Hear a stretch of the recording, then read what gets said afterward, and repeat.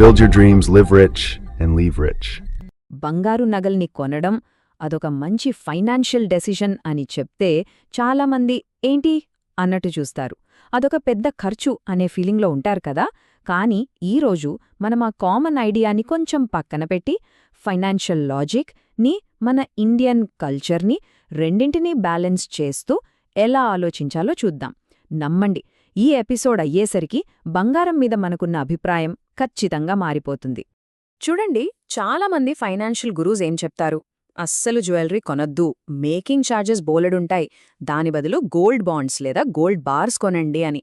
అవును, వాళ్ళు చెప్పింది ఇన్వెస్ట్మెంట్ పరంగా చూస్తే 100కి 100% కరెక్టే. కానీ లైఫ్ అంటే కేవలం లెక్కలు, నంబర్స్ మాత్రమే కాదు గదా. మన ఎమోషన్స్, మన సంప్రదాయాలు, వాటికి కూడా ఒక విలువుంటుంది. జస్ట్ ఒక్కసారి ఊహించుకోండి, కూతురు పెళ్లిలో ఆ అమ్మాయి చేతిలో ఒక పేపర్ పెట్టి, ఇదిగో అమ్మా, నీకోసం సావరెన్ గోల్డ్ బాండ్ కొన్నాను అని చెప్పగలమా? చెప్పలేం. ఆ మెడలో ఒక నెక్లెస్ వేసినప్పుడొచ్చే సంతోషం, ఆ ఫీలింగ్, ఆ మెమరీ ఒక డిజిటల్ సర్టిఫికెట్ ఇవ్వగలదా చెప్పండి? ఛాన్సే లేదు. సో ఫైనాన్షియల్ అడ్వైజ్కి రియల్ లైఫ్కి మధ్యున్న గ్యాప్ ఇదే. సరే, అయితే అసలు పాయింట్ ఏంటి? మనం బంగారు నగలని కేవలం ఒక ఇన్వెస్ట్మెంట్లా కాకుండా ఒక అప్రీషియేటింగ్ కన్జ్యూమబుల్గా చూడాలి. అంటే విలువ పెరిగే వినియోగ వస్తువు. లేదా సింపుల్గా చెప్పాలంటే వేరబుల్ వెల్త్, అంటే మనం వేసుకోగలిగే సంపగనమాట. ఈ ఐడియానే మన ఈరోజు డిస్కషన్కి గుండెకాయ లాంటిది. ఇక్కడ ఈ కంపారిజన్ చూడండి, చాలా క్లియర్గా ఉంటుంది. 1,00,000 రూపాయలు పెట్టి మనం ఒక ఐఫోన్ కొన్నామనుకుందాం. 5 ఏళ్ల తర్వాత దాని వాల్యూ ఎంత ఉంటుంది? మహా అయితే 10,000.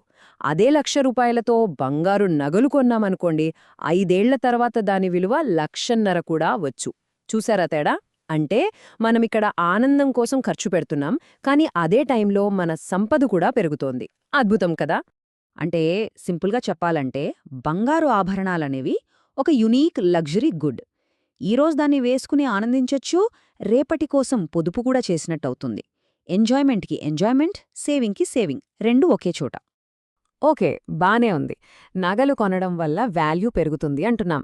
కానీ ఆ మేకింగ్ ఛార్జెస్ మాటేంటి?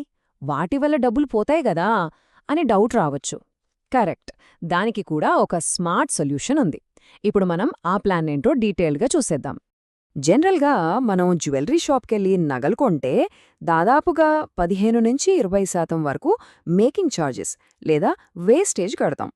యావరేజ్గా ఓ 18% అనుకుందాం. అంటే 1,00,000 రూపాయల బంగారం మీద 18,000 రూపాయలు మనం అదనంగా కడుతున్నాం. ఇది మనకు స్ట్రేట్ లాస్. కానీ చిన్న ప్లానింగ్తో ఈ లాస్ని మనం జీరో చేసేయొచ్చు.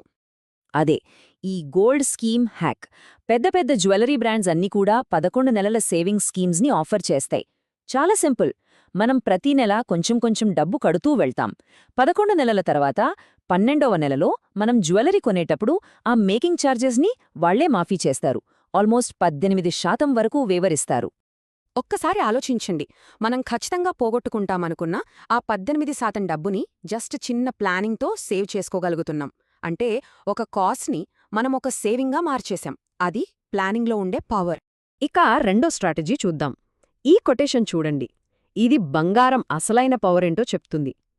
బ్యాంకులు మూతపడొచ్చు, మార్కెట్లు క్రాష్ అవ్వొచ్చు, కానీ మీ చేతి గాజులు ఎప్పటికీ మిమ్మల్ని మోసం చెయ్యవు. నిజమే కదా. కష్టకాలంలో మనల్ని ఆదుకునేది బంగారమే. ఒక ఎమర్జెన్సీ సిచ్యువేషన్ వచ్చింది అనుకుందాం. అర్ధరాత్రి డబ్బు కావాలి, బ్యాంకులు క్లోజ్. పర్సనల్ లోన్ అప్లై చేయాలంటే ఇన్కమ్ ప్రూఫ్ కావాలి, మంచి సిబిల్ స్కోర్ ఉండాలి, బోలెడ్ తతంగం. కానీ అదే చేతిలో బంగారం ఉంటే ఎలాంటి ప్రూఫ్స్ వద్దు, సిబిల్ స్కోర్తో పనిలేదు, నిమిషాల వ్యవధిలో లోన్ చేతికొస్తుంది. అది పర్సనల్ లోన్స్ కన్నా తక్కువ వడ్డీకే. అందుకే అంటారు బంగారం అల్టిమేట్ ఎమర్జెన్సీ ఫండ్ అని.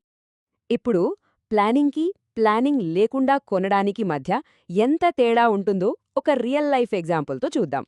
రాహుల్, ప్రియా ఇద్దరూ ఉన్నారు. వాళ్ళిద్దరూ ఎలా కొన్నారో, దానివల్ల ఫైనల్గా ఏం జరిగిందో చూద్దాం. ఫస్ట్ రాహుల్ యానివర్సరీ కోసం అర్జెంటుగా షాప్కు వెళ్లాడు. 1,00,000 రూపాయల నెక్లెస్ కొన్నాడు. దానిమీద 20,000 మేకింగ్ ఛార్జెస్ ప్లస్ జీఎస్టీ అన్ని కలిపి 1.25 లక్షలు కట్టాడు. అంటే కొన్న వెంటనే 20,000 రూపాయలు లాస్ అయ్యాడు. ఇక ప్రియా విషయానికొస్తే ఆమె ప్లానర్.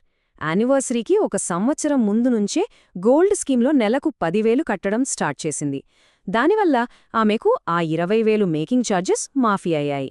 సో అదే నెక్లెస్ని ఆమె సుమారు 1.05 లక్షలకే కొనుక్కుంది. అంటే తన ప్లానింగ్ వల్ల ఆల్మోస్ట్ 18% రిటర్న్ సంపాదించినట్టే కదా. ఇప్పటిదాకా మనం బంగారం కొనడంలో ఉన్న స్మార్ట్ పద్ధతులు చూశాం కదా. ఇప్పుడు మనము ఏం చేయాలో స్టెప్ బై స్టెప్ చూపిస్తూ ఒక సింపుల్ యాక్షన్ చెక్లిస్ట్ చూద్దాం. పాయింట్ నంబర్ 1, ఎప్పుడు 22 క్యారెట్ బంగారం కొనేటప్పుడు HUID హాల్మార్క్ ఉండేలా చూసుకోండి. అది ఒక యునీక్ 6 డిజిట్ కోడ్ అనమాట. రెండోది, ఒకేసారి పెద్ద అమౌంట్ పెట్టి కొనడం కంటే నెక్స్ట్ ఇయర్ కొనాలనుకునే దానికి ఈరోజే ఒక గోల్డ్ స్కీమ్ స్టార్ట్ చేయడం చాలా బెటర్. మూడోది, మన ఇంట్లో మొత్తం ఎంత బంగారం ఉంది, దాని బరువెంత, ఎమర్జెన్సీ వస్తే దానిమీద సుమారుగా ఎంత లోను వస్తుంది, అంటే 75% వరకు అనే ఒక లెక్క మన దగ్గర ఉండాలి. ఇక నాలుగోది, చాలా ఇంపార్టెంట్, ఇన్వెస్ట్మెంట్ వాల్యూ కోసం కొంటుంటే దయచేసి స్టోన్స్, డైమండ్స్ జోలికి వెళ్లొద్దు. ప్లెయిన్ గోల్డ్ కొనండి. ఎందుకంటే మళ్ళీ అమ్మేటప్పుడు కేవలం బంగారం బరువుకే వాల్యూ వస్తుంది, రాళ్లకు రాదు. సరే, ఇప్పటిదాకా మనం చాలా విషయాలు మాట్లాడుకున్నాం. వాటన్నిట్లోంచి మనం గుర్తుంచుకోవాల్సిన కీ పాయింట్స్ ఏంటో ఒక్కసారి క్విక్గా చూద్దాం. ఫస్ట్, జ్యువెలరీ అనేది ఆనందం కోసం. దాన్ని ఒక స్మార్ట్ ఎక్స్పెన్స్గా చూడండి. సెకండ్, ప్లాన్ చేసుకుని కొంటే గోల్డ్ స్కీమ్స్ ద్వారా వేస్టేజ్ని సేవ్ చేసుకోవచ్చు. థర్డ్, కష్టకాలంలో లిక్విడిటీకి బంగారం కింగ్ లాంటిది. ఫోర్త్, ఇది ఇన్ఫ్లేషన్ అంటే ద్రవ్యోల్బణం నుంచి మనల్ని కాపాడుతుంది. అండ్ ఫైనల్గా ఫిఫ్త్ పాయింట్, ఎలాంటి పేపర్ వర్క్ లేకుండా చాలా ఈజీగా నెక్స్ట్ జనరేషన్కి పాస్ చేయగలిగే ఆస్తి ఇది. వెళ్లే ముందు ఒక్కటే ప్రశ్న, మన లాకర్లు కేవలం రసీదులతో అంటే పేపర్ గోల్డ్తో నిండి ఉండాలా, లేక మనవాళ్ల ముఖాల్లో సంతోషాన్ని నింపే జ్ఞాపకాలతో అంటే ఆభరణాలతో నిండి ఉండాలా? కొన్నిసార్లు మన సంపదను కేవలం దాచుకోవడం కాదు, దాన్ని ధరించి ఆనందించడం కూడా చాలా ముఖ్యం. ఆలోచించండి.